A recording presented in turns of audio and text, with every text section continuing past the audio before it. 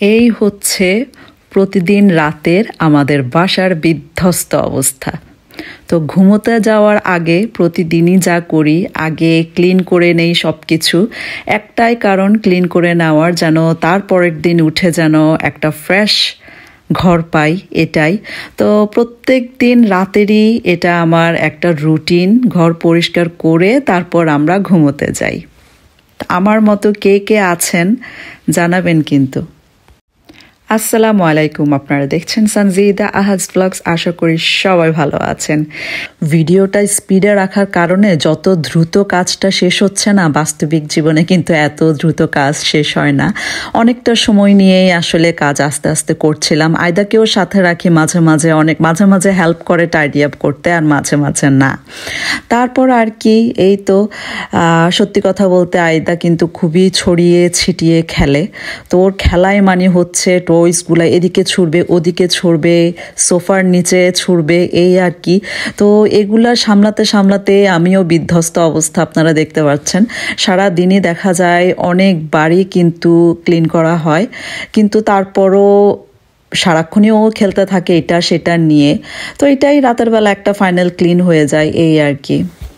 তো বাচ্চাদের ঘর, বাচ্চারা খেলবে, ম্যাসি করবে, এটাই স্বাভাবিক। ওকে আমি ওর মতো করে খেলতে দেই, তেমন একটা কখনোই আসলে বাধা দেই না। ওর মতো করে ও খেলে ধুলে বেড়ে উঠুক, আর আমিও ওর সাথে সাথে আছি। আর সত্যি কথা বলতে কি, প্রত্যেক দিনের কাজ যদি আমরা প্রত্যেক দিনই করে ফেলি, জমিয়ে না রাখি, তাহলে আমাদের লাইফটা কিন্তু অনেকটাই ইজি হয়ে যায়।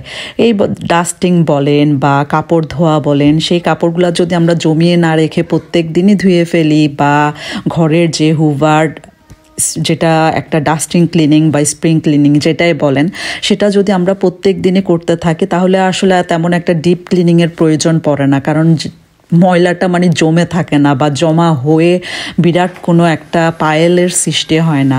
তো সেটাতেই আমি বিশ্বাসী, আর এটাই আমার লাইফটা অনেকটাই ইজি করে দেয়। আমি প্রত্যেক দিনই কাজ সেরে ফেলার চেষ্টা করি।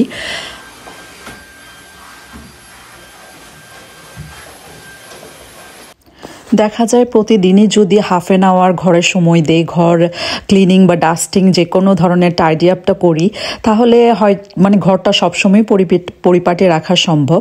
আর দেখা যায় কোনো গেস্ট আসলেও তেমন কোনো তাড়াহুড়ায় বা এক্সট্রা কিছু তেমন একটা করার প্রয়োজন পড়ে না আর কি। তো আমার ক্লিনিংয়ের ব্যাপারে কিন্তু এই মিস্টার শিন নামের যে একটা স্প্রে আছে, এই স্প্রেটা অনেক বড় ভূমিকা রাখে। এই মিস্টার শিন এটা দিয়ে সব ধরনের সারফেস কিন্তু খুবই সুন্দর ক্লিন হয়। গ্লাস বলেন, লেদার বলেন, উড বলেন। সো আমার সব কিছুর জন্য এই মিস্টার শিনই আসলে আমি ইউজ করি।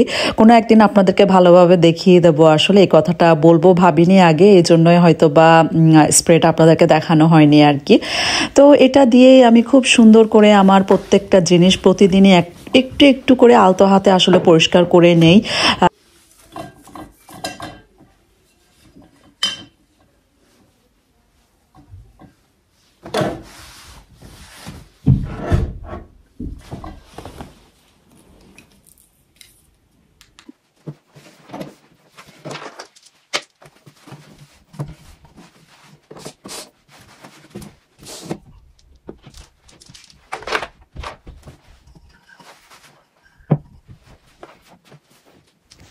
এই তো 10-15 মিনিট ক্লিনের পরে এটাই আমার ঘরের লুক। তো ঘুমোতে যাচ্ছি, যাওয়ার আগে আজকে দুপুরে কি কি রান্না করলাম চলেন সেটা দেখে আসি।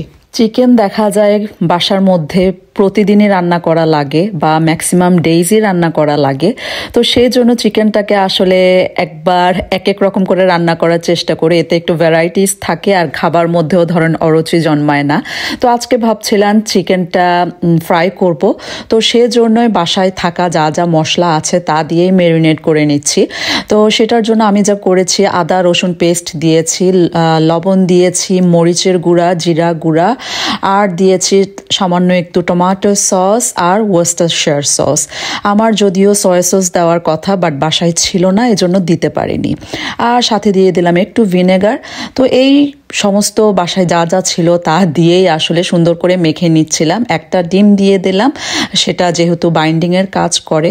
তো আবারও খুব ভালোভাবে মেখে একটা ক্লিন ফিল্ম দিয়ে সুন্দর করে ম্যারিনেশনের জন্য রেখে দেব।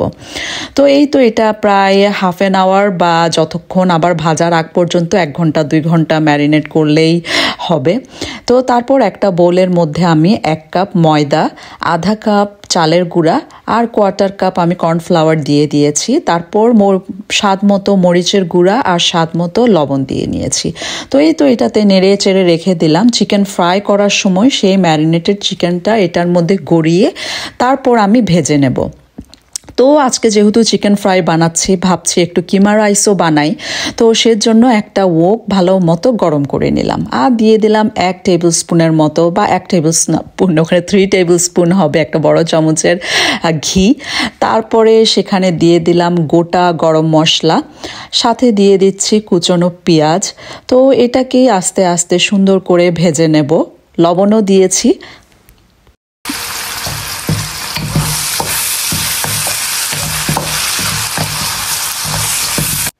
তো এই তো পেঁয়াজটা একটু ভাজা ভাজা হয়ে গেলেই আমি দিয়ে দিলাম ধুয়ে রাখা আর পানি ঝরিয়ে রাখা কিমা। তো এই কিমাটা দিয়েও একটু সুন্দর করে নেড়ে চেড়ে ভেজে নেব। সাথে আমি ভাবছিলাম একটু আলু দিব, তো আলুটাকেও ছোট ছোট কিউব করে কেটে রেখেছিলাম, একটা বড় আলু দিয়েছি। তো সেটাকেও সুন্দর করে নেড়ে চেড়ে ভেজে নেব।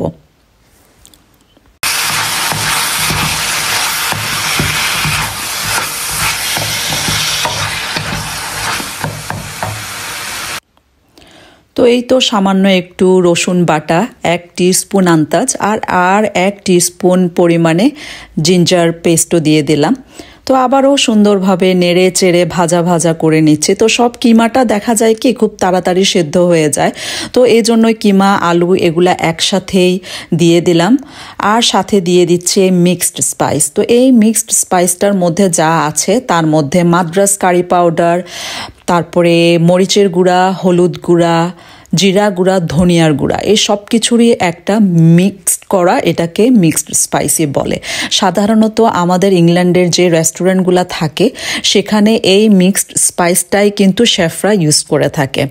তো এই তো এটাই দিয়ে দিলাম। সাথে আমি দিয়ে দিলাম একটু চিলি পেস্টও, আর আমার সদ্য বয়েল করা রান্না করে রাখা সাদা ভাতটা, সেটাও আমি দিয়ে সুন্দর করে ভেজে ভেজে নেব।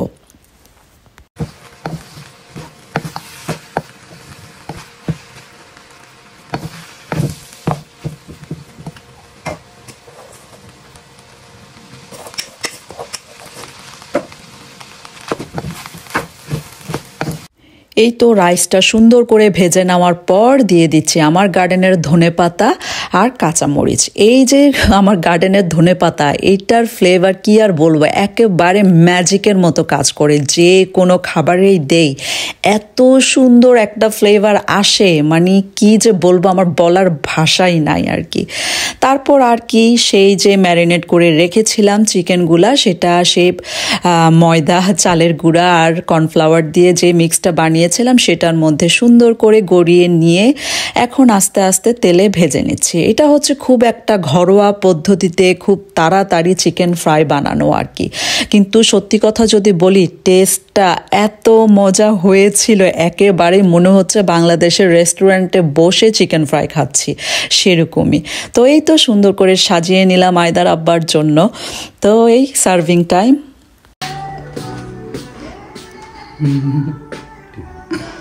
Wow.